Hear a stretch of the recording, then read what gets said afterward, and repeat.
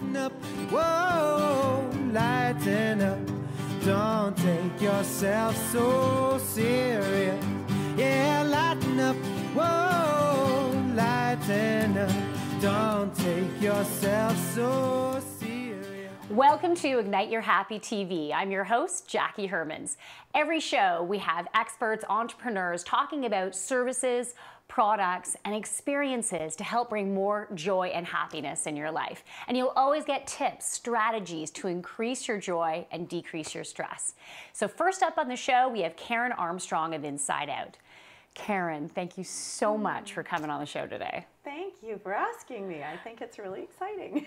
Well, I want you do three main things. I know your hands are in a lot of things. You're a very busy lady, but three main things in your business that help to increase joy. Can you explain? Give me a brief overview of what that is. For sure. So with Inside Out, the reason that I chose the name of that company is that everything to me in our experience in life happens from the inside out. It's not about what's going on out there really. So the things that I've been really drawn to in my life for my work path have been those things that help us to find our inner truth. Who we really are inside, the one that we don't always show the whole world unless we feel safe. And so the things that I do are the Enneagram, which is a personality typology that helps us to understand our automatic patterns of thinking, feeling, acting, and how we interact with people and ourselves. Reiki, which is an energy healing modality that is hands-on and helps us to connect with our body and our inner being. And my newest piece, in addition to the business, is called Biophoton light therapy.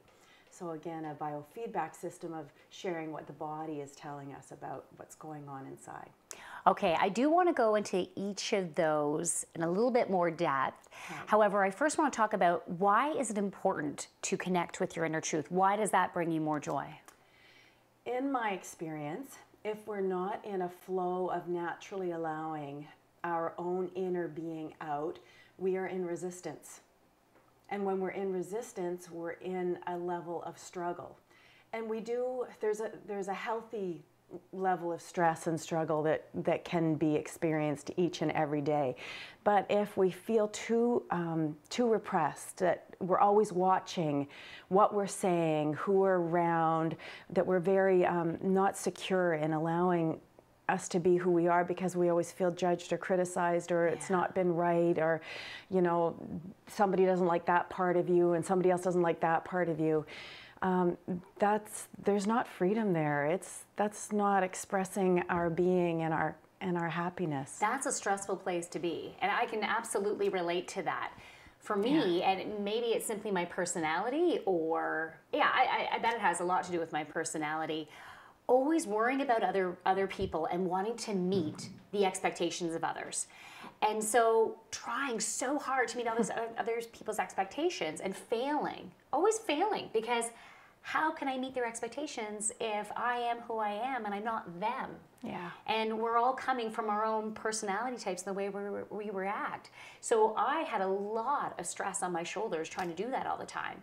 So talking about personality types, you had mentioned you do the Enneagram. I've done Karen's course, and it is incredible the difference, the impact it can make on you. Yeah. Because when I found out what my personality type was, and I know there's so many different personality systems that you could do, but the Enneagram is so in-depth, and I really connected with it. And when I realized who I was on that personality chart, it brought so much relief to me, because all the things that my husband would get so upset at me for doing, it's part of my core. Yeah. And when I realized there's other people out there that behave that way because it's their personality, I was like, I'm not alone. I'm not broken. No, you're not broken. No. And the other beautiful thing was that's what drew him to you in the first place. Right. Really. Right. Right? So those are your gifts. Yes. And we don't want to hide our gifts, and we tend to do that. And it was the reason that I was led to this. I believe we are led to and teach what we need to learn. So it was definitely a learning journey for me, because in another aspect for me, in my type, I want everyone to like me. So, you know, I got to a certain place in my life and somebody said, you know, Karen, not everybody in this world is going to like you. And at first it was like, yeah, I can't breathe. And it was like, yeah, that's exactly it. Why? What am I doing to them? And it was like, it's just, and it's not about you. And I'm like, right. We connect with people differently because of who we are. We'll I might love someone and take them or leave them. The other or they don't even know me, but I remind them of someone else in their life. So instantly there's that, somebody else might not even recognize what it is that's causing the resistance. Right. But if we're open to that, and I don't need to make it any different, it's you know, there's relief. A breathing. There's that breath of life that can come in, and that's freedom, and that's okay. All is okay. So having that understanding of who you are and those natural needs you have because of that personality, or those natural stresses that come up because of your personality, can help you to walk through those life situations that pop up with so much more ease. Absolutely. Now talk to me about this Biophoton. What do you call it again? Biophoton light therapy. Okay, I know nothing about it. Beauty. Yeah, bring it on. Explain. So here's your light. Okay. Yeah. So our light speaks. Our cells communicate through a very weak electrical impulse that is known as a biophoton. It's light. And it's part of the communication system of our body. So I have this very special, wonderful biofeedback system that measures the meridian points on your fingers and on your toes and gives a reading in the terminology of the coherency of the flow of the light along your meridian lines of all your organ systems. Wow. And so the body actually speaks through this. And it's finding out where there is not a flow. Where there's not flow, then there's struggle. And where we have struggle in our life, that's creating discomfort or dis-ease, and we want to be in flow. And that's where our happiness is. So if you have any physical symptoms, depending on where that is in your body, could be an indication that you're stuck in some places. You don't have flow, you have energy congestion. Yes. Yes. Okay. So my experience is that we're really, the work of the Biophoton to me is about reconnecting our head brain and our heart brain. Okay. That our body is run very much by our heart brain. We interact that kinesthetic way through in our world energetically with our heart brain. And we're taught how to use our head brain, and it's very important, and we're in our head most of the day. But there's messages going back and forth between the cognitive thinking in the head and the emotional connection of the heart. And we've learned to shut off the messages of the heart because we're not sure how to actually look after those all the time. So you'll notice this in yourself. You've got a list of things you need to get done in a day, and you're hungry, but you say, your body talks to you and says, I'm hungry, but you go, I don't have time right now. That'll have to wait till later, so we shut that down. Okay. Oh, my kids are calling and I really want to answer that call, but I'm in this appointment right now and I can't do that. So it's like, there's this disconnect that we need to make, and really we're in coherency and we're in flow when we're connected and integrated. So this machine helps to show the disconnect. Does it also help to reconnect? Yes. Well, yes. How does it do that? It's programmed with the energetic remedies, over 400 energetic remedies of homeopathic remedies and others, toxic substances in the world, fluoride, chlorine, those things that we can bring balance to the body. Now, that will bring, it's like resetting. So I can reset your system, right, through the light. Yes. Now it's about bringing awareness to that, just like the Enneagram brings awareness to things that you're disconnected with or unaware of. And now you have a choice on how you move forward from that. Otherwise, you'll run back into that same program again, and you'll create the same symptoms in your body, right? Okay, so that awareness is key. Is key. So now, Reiki is similar You do the same thing. It's just not a machine. Right. So intuitively, you use your intuition and Yes. you use the energy from your hands. Yes. Can you explain that further? Reiki is a energy healing modality that I work with the Usui system, so it's from Japan. The name or the word Reiki translated into English is universal life energy. So we are connected at all times to the light of the universe, to the healing energy of the universe. But again, we cut ourselves off because we get so focused in the to-do list and in the have-tos that we're not always, and I must do it myself, and I can look after myself, that independence, that we can get ourselves disconnected from that flow of life, that breath and that flow.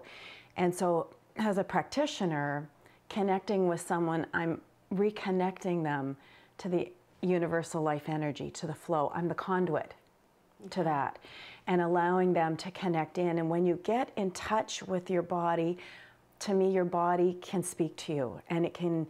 And I have learned how to increase my intuitive skill to read the messages that are coming through in the body, and question and ask, and assist someone in their journey to learn what messages are coming forward for them, where we're getting in our way, where we've stuffed things down that we haven't been ready to deal with.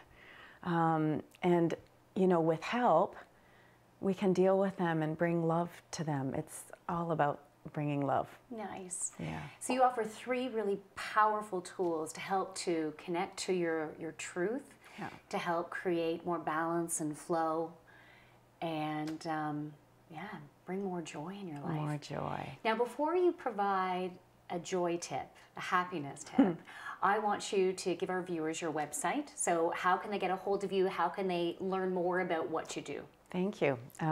It's www.in-side-out.com. So Karen at in-side-out.com. Okay, perfect. Yeah. So Karen, you've learned a lot through your journey and now what you provide to help others to heal.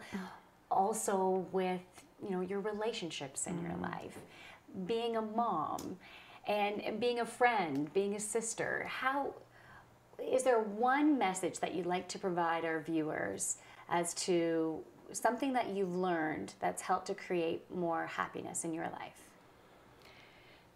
From a young girl, and I don't know where this comes from, Jackie, but I realized that, you know, what I know is we're here now. We have this life. I read lots about reincarnation and you know, our journey of our soul, but I know I'm here now, and I don't want to have regrets. Like, it's not a dress rehearsal. This is the real thing. And so to me, I want to experience the joy that's always present in life, and to me it's a decision. It's a decision to be happy, and I can wake up in the morning and feel crummy, and I'll go, "How is this how I want to feel for the day?" And I'll go, "No." So what are my choices here, and what do I need? Do I need some happy music? Do I need something, you know, warm and soothing? Do I need to just tell somebody how important they are to me? What do I need to bring myself? Do I need to help someone? What do I need to bring my happiness place up? Am I ignoring something in me? But to me, it's a decision. We have a choice every moment. Oh, thank you, Karen. That's a great tip. Thanks. So this is Karen Armstrong from Inside Out. I'd love to have you on the show again another time. Thanks, and go into more Jackie. depth in some of your the amazing services that you provide. Great. So we will be right back with more Ignite Your Happy TV.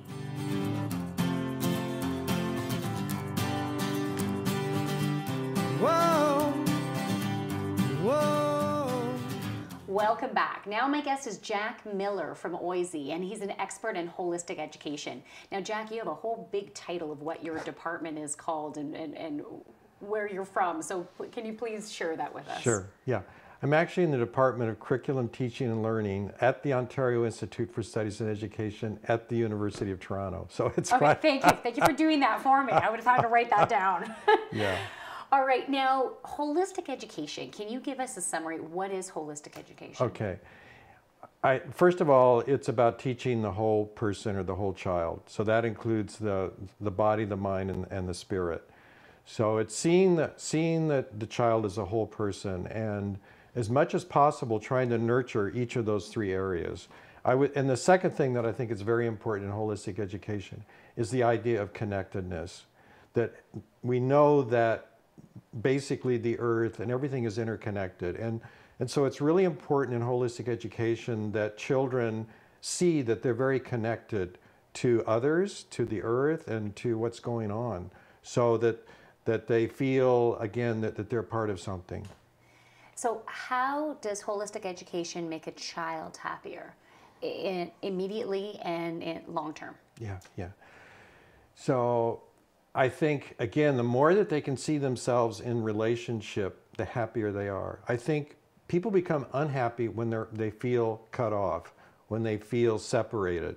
So the more that they can feel, so one of the big things in holistic education is community. First of all, the classroom should be a community where, again, it's almost like, and again, in Farzin A school and other holistic schools, they try to almost create a sense of almost like family in the classroom and also in the school as a whole. Nice. But also feeling, again, connected to the community they live in, and also being a part of the earth. And if you feel those things, then I think happiness can arise. So I know when life situations happen, sometimes I can feel alone, because it depends on what is happening and whether I feel like I can talk to someone about it. Right. But if I were to truly feel connected, and I feel connected when I'm happy, but if I'm in a bad place and I'm not feeling connected, I'm feeling alone, I'm feeling like no one can understand me. So, but if you're teaching children on a daily basis that you are connected to everything, the trees, the plants, your neighbors, you're connected to everything, then you don't feel alone. And then you have that understanding that there has to be someone out there that can understand what you're going through. Right. Again, you feel, again, that the other person is not somebody really separate from you, but in a sense is almost like part of you, right? Like seeing ourselves and that level of connection really makes a difference in how we relate to other people. Well, for personal growth and development, one tool that has really helped me is when someone comes into my life that is pushing some buttons, now I look at them as a mirror. So I know the universe has brought them into my life for a reason. Exactly. So what don't I like about them? What about them is really bugging me? Well, how do I do that? Exactly. Or how do I need to do more of that? Or how do I need to do less of that? So it's so brilliant how people in situations, experiences come in our lives to help us to learn, to let go, to help us remember truly who we are. Right. That really everybody can be a teacher for us, right? Even though it sometimes can be difficult. I mean, and sometimes those very difficult people in our lives can teach us a lot. Yeah, you know? Absolutely. So again, I think another connection is to nature. Nature, just going outside and being with the air and the trees, and that can also bring happiness, I think. Absolutely. You're reconnecting with the universal energy. Infusing yourself with the energy of the pureness of who you are. But if we're not connecting with Mother Nature out there, and we have life stresses and responsibility weighing down on you, we can drain ourselves of the energy that makes us vibrant. A couple of other things that I think can bring happiness to children. One is to develop a sense of gratitude. There was to feel grateful for where they are and for the things that are in their life. And I think that's a real challenge today. I think our young people can get quite cynical, and there is so much to be grateful for.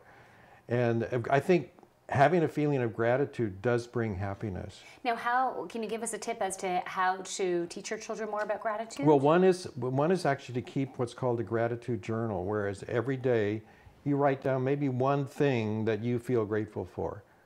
And so over time, you have this journal with a lot of things so you can look at a lot of things in your life. And sometimes we need to recall those things again when we're under stress, right? Yes, absolutely. Yeah. And for younger kids too, what I like to do is at the dinner table, everyone shares something that they're grateful for that was within their day. Sorry, go ahead. Okay, and the second thing is to wish others well, to wish others happiness.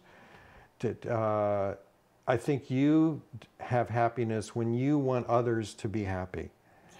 Yeah. And again, we tend to be so like sort of egocentric in our culture, right? It's about me, but really the happiness comes from seeing other people. You know, if we can have that feeling of joy when other people are happy, that's for very young children that maybe doesn't come as easy as where older children develop a sense of empathy. But sort of building on that, and there's actually a meditation I do with my students. It's called the loving kindness meditation, where you first of all send thoughts of wellness. May you be well, happy, and peaceful to yourself, and then to your family, and then your friends, and then finally you get out to everybody on the planet, right? Oh, that's beautiful. And a lot of, I start every class with that, and again, over the years, students have just found that a really valuable practice. Wow.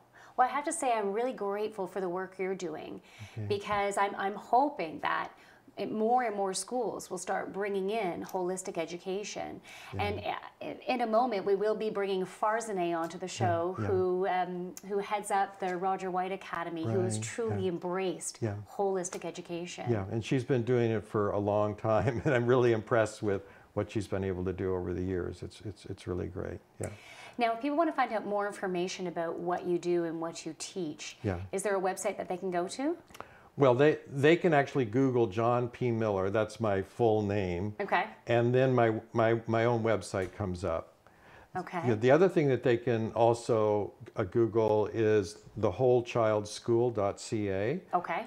And I was involved in that school. This started 4 years ago on the Toronto board. Farzin has also been on the advisory committee. And you get a sense of the curriculum for that school and sort of the role that I had in the school. That's another link that they can go to. Okay, beautiful. Jack, thank you so much. Okay. I almost called you Jack you. Yeah. And I'm mixing your name and my name together. Okay. But it's so great to have you on the show. So up next is Farzin A from the Roger White Academy. We'll be right back. Don't take yourself so serious. Yeah, lighten up. Whoa. Now my guest is Farzin A. Peterson of Roger White Academy. And the Roger White Academy has truly embraced holistic education, which is what Jack Miller was just talking about. So Farzin A., when did you first open your school, and why did you open it? This is our 11th year, and before we opened the school, it is a Baha'i-inspired school. I'm a Baha'i, and I studied the Baha'i writings, and what I understood from it, I came to a system of education. Then I discovered Jack, and I realized that this system of education exists, where we believe in a child being as a spiritual being with a body, and so we have the interconnection of body, mind, and soul. And so it is 11 years that the school was running. Now, can you give me an example of basically what you offer your students that makes it holistic? What Jack again mentioned is that we believe that there is connection to self, connection to others, connection to environment, and connection to universe. So a child is first learning how to center themselves, and through this centering themselves, they have inner peace. Inner peace brings joy, and joy gives you wing, and when you are happy, you can do a lot more than when you are not happy.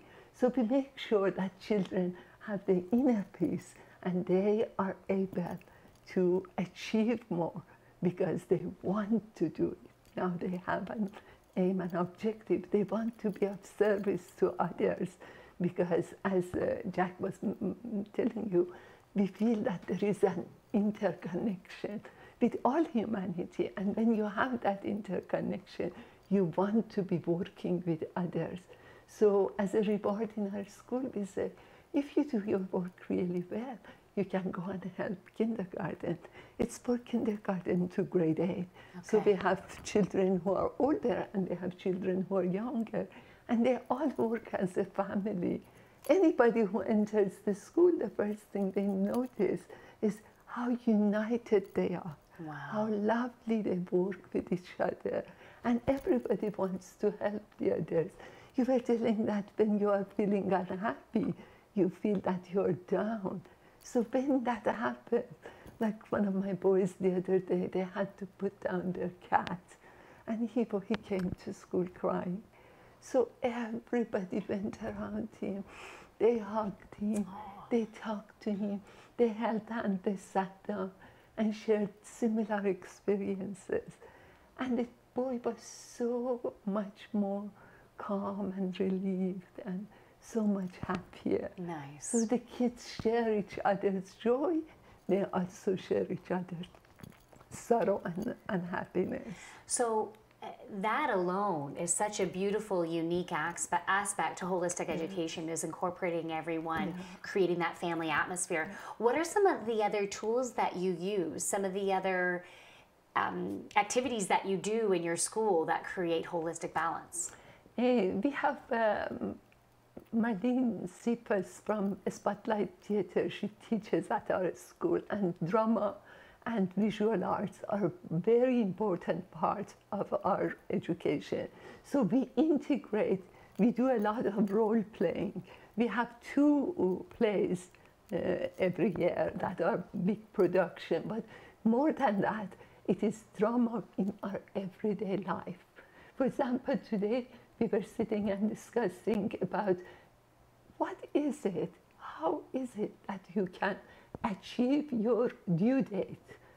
I don't like the word deadline, but due dates, how do you achieve it? And each one of the children were just showing the way that they achieve doing their due dates. And they divide their work into pieces. They put a timeline for themselves. By this time I should read my book. By this time my book report should be ready. By this time my artwork that accompanies every project should be ready. So what we do is integrating all of these skills into our daily life. So the kids learn to cooperate with each other. The kids also learn from one another. Nice. And we are there not just as teachers, but we are there as guides. So we help the children to discover more than a banking system that we deposit this information in children and they give it back to us. We are all in the journey of discovery. And when we are in that journey of discovery, there is whole wonderment. And through that wonderment, there is a great joy.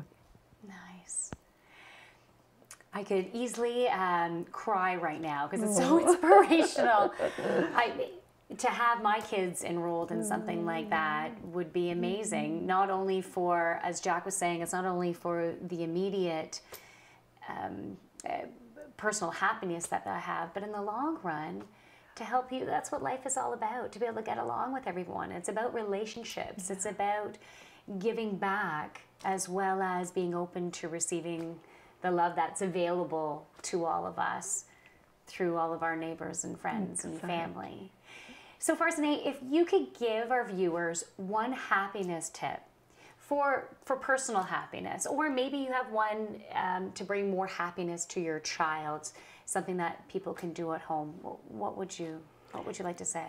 We try our best to work with the positive because, you know, in my last profession, I'm an architect, and we know that you can only build on the positive. You cannot build on an empty space. You know, if you need a column to support the next level of building. So we work with the positive, with what the children have. And as Jack said, we have a gratitude at the end of our day. We say, what did we achieve? What are we thankful for?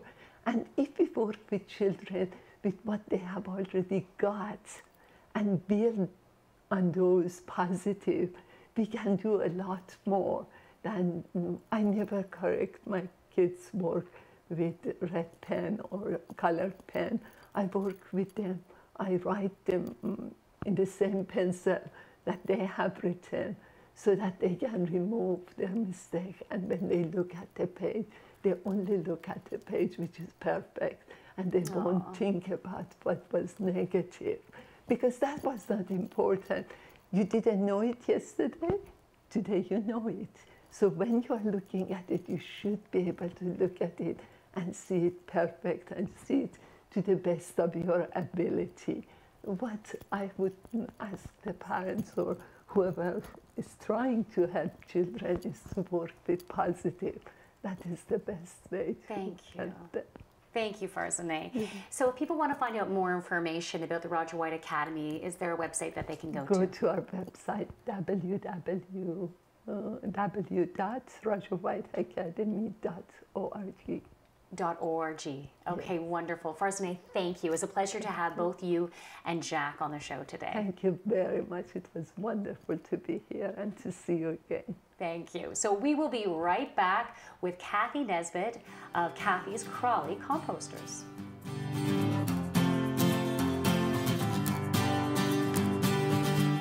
Whoa, whoa. Welcome back. So now I'm with Kathy Nesbitt of Kathy's Crawley Composters. And Kathy is helping to solve world hunger. So how's that for making yourself happy and making the whole world a lot happier? So Kathy, tell me about what you do and how you are solving world hunger. Well, I'm a worm. I know, no pressure. No pressure. So, well, I'm a worm advocate, raising awareness about the benefit of using red wiggler worms to convert food scraps and paper into nature's finest fertilizer. Okay. So worms are going to amend the soil, not worms for eating, but worms for amending the soil. That's good. I'm glad it's not for eating. I know. Chocolate covered worms even there? No, I don't think you draw the line. I'm drawing the line there too.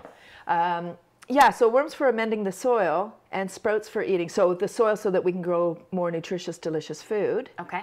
And sprouts for eating. So as the cedar bean germinates, everything's there to grow that little sprout into a full-grown plant. So eating the sprout is much more nutritious than eating the full-grown plant. Beautiful. Okay, so Yeah. let's talk about sprouts right now. So for sprouting, how is that going to make us healthier?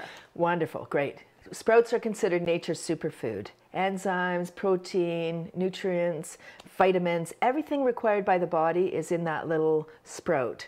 They're alkaline, so our bodies are becoming too acidic. So in an acidic body, that's where disease can grow. Okay. And so if we can remain alkaline, that's going to be better. The sprouts are going to help you there. They're hydrating, so they help to hydrate your body. And, well, they just are a good thing to do. Now, does that mean if you started sprouting, started eating sprouts daily, would you still need a multivitamin? Well, that would be up to you, but I've been using the sprouter that I'm selling now for 10 years. I turned 50 this year. I have no health issues, take no prescription drugs, no multivitamin. This is my health plan. Wow. So I think if you talk to any of the people that empty the sewers or the septic tanks, whatever, Yeah. the sewer, honeysuckers, whatever they're called. I know, different topic, That's a nice different show. yeah. But if you talk to any of them, they say that they often find whole pills in the waste. Really? So it's going through your body. We're just feeding the pharmaceuticals. Oh my goodness. We need to know, if it is breaking down in our body and our body's absorbing what we need.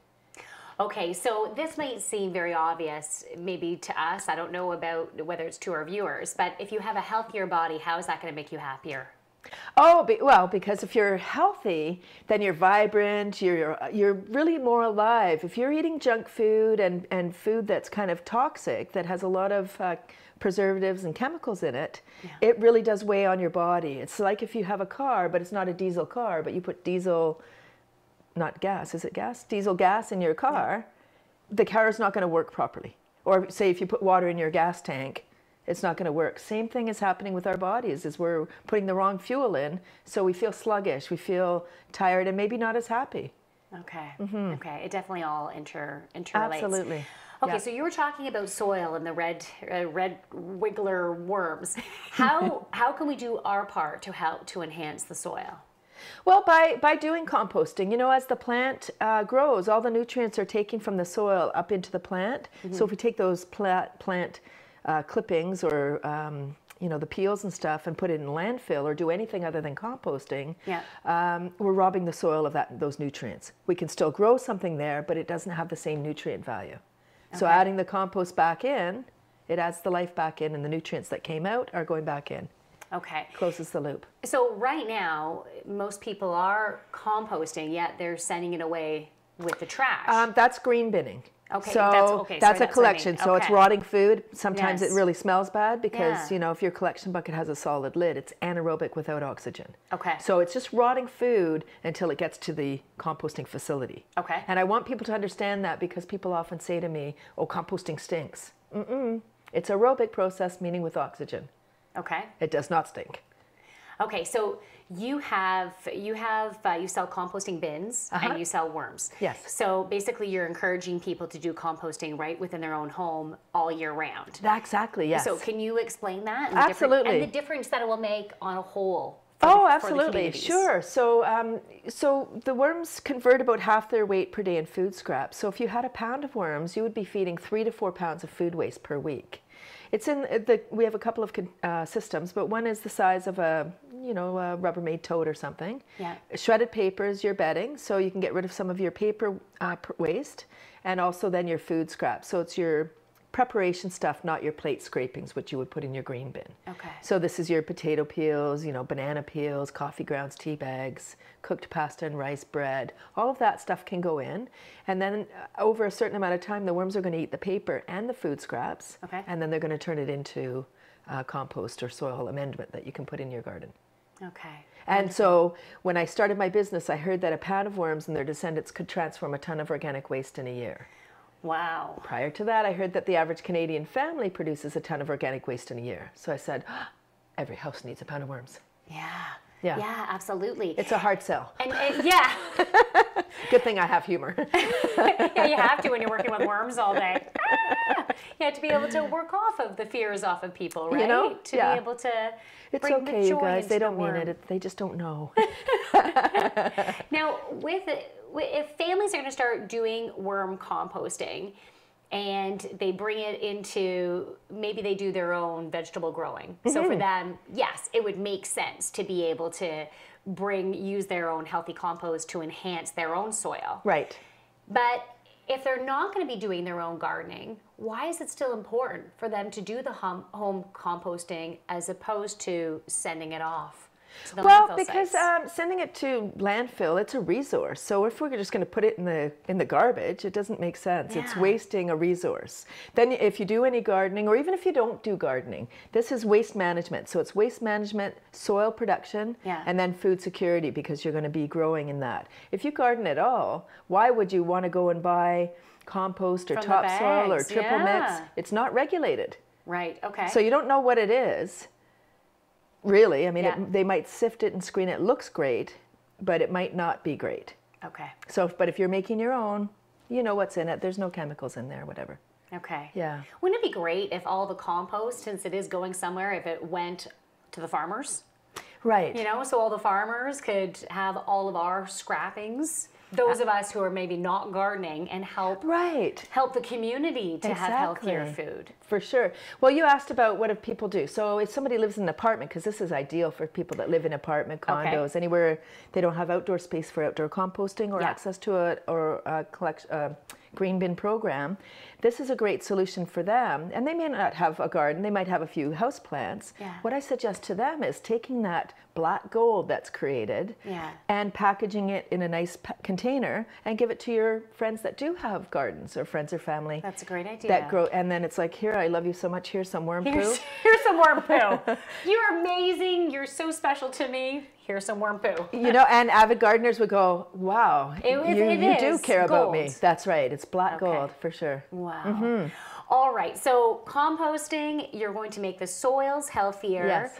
The food healthier, which makes your bodies healthier and you happier. Right. Sprouting helps to keep your body healthier and you happier as well. Absolutely. Absolutely, yes. And okay, Kathy, to me, you're a very happy person. I've known you for quite a few years, Yes. and every time I see you, you are shining. Can you please give our viewers one secret, one tip that has helped you to live a happier life? I wish there was just one. I have a few things that I do daily. So I laugh every day. I laugh a lot, and I think it's important. I think my lines will show. I got them too going on. I sing and dance every day, no kidding. I'm always singing around and dancing. I think it changes your state. If you're in a bad way, you can always change your way. I go for a walk a couple times a week in my favorite forest, and I think those are all key things, and those are kind of known. My number one tip for people to live a happy life: love yourself no matter what. No matter what. And it sounds simple. It sounds like, oh, that's easy. No, that is the hardest thing, because we're so judgmental. We're so hard on ourselves. We do make mistakes. And when we make a mistake, we're like, oh my gosh, I did that. Oh, and we start beating, and then we're like, oh. If we make a mistake and we love ourselves, we can go, okay, I made that error, but I'm okay. Yeah. I'm okay. And then that helps you. That's a big piece. I think that's my tip. Thank you. That's wonderful. And making mistakes, I think that is so important. I almost ruined my friend's 50th birthday surprise party. I did. It was last weekend, and the husband sent me an invitation. I said, oh, should I send it to this group of friends that she's involved with? Yeah, go for it. So I forwarded the email. Now, of course, she's in that grouping. And so, but I CC'd her husband, and her husband got the email, and she's on that email list. So he quickly went, and he knew her password and wiped out the email. Oh, that's hilarious. Thank goodness. And then I found out the day of, by the way, Jackie, you almost ruined the whole surprise. So talk about feeling dumb, feeling like, whoa, that was a huge error. Right. Luckily, it didn't have any ramifications. But you know what? If it did, I would have also had to deal with that and work through the guilt and be able to let that go, because we make mistakes. Of course. And maybe this, because at least she didn't find out, it was just an example of, okay, Jackie, maybe a little bit more detail-oriented to the tasks you do would be a little bit better. I'm not necessarily the most detail-oriented person. Right. So. But yeah, sometimes it was a gentle lesson. Interesting. And that's why we have these mistakes for learnings. Absolutely, yeah. Exactly. Well, thank you, Kathy. Now, what is the website that people can go to get more information about you and what you do? Great, thank you. They can go to kathy'scomposters.com. Okay. With a C. kathy'scomposters.com. We're going to have that right up on the screen now anyway. So beautiful. See my that errors? one goes there too. Okay. We own that one too. It's okay. Oh, okay. Perfect. So thank you so much, Kathy. The guests on the show have been fabulous. So thank you for everyone who was on the show today. And I want to leave you with a tip. And my tip is to find the humor in human behavior. Because of our own personality types, we can see situations in a different way from someone else. And just yesterday, I had an experience that brought some laughter in my life, and I thought I wanted to share it with you. So I was on a trail ride with my little guy. He's 2.5 years old, and we were riding along the trail, and all of a sudden the trail ends, and you have to go along this grassy area before you meet up with the trail again. And so when we got to that point, he stopped, and he said, "Where'd trail go?" And I said, "Oh, it just carries on over there." And he was convinced someone took it. No, someone took it. Someone took it. I said, no, honey, it's okay. It just meets up over there. And he was so upset that someone took his trail. And it was just a great reminder of how sometimes from the place where we're coming from, we can so focus on something being this way, whereas there could be a totally different understanding of that situation. And we just need to remind ourselves that there's always different perspectives to look at a situation. And that's why laughter, Kathy mentioned laughter today. Laughter is so important. Laughter and play, because it helps to open up your mind to the opportunities that people and experiences have to offer. So remember, find the humor in human behavior. So I'm Jacquie Hermans, and this is Ignite Your Happy TV, and I look forward to seeing you next time. Lighten up, whoa, lighten up. Don't take yourself so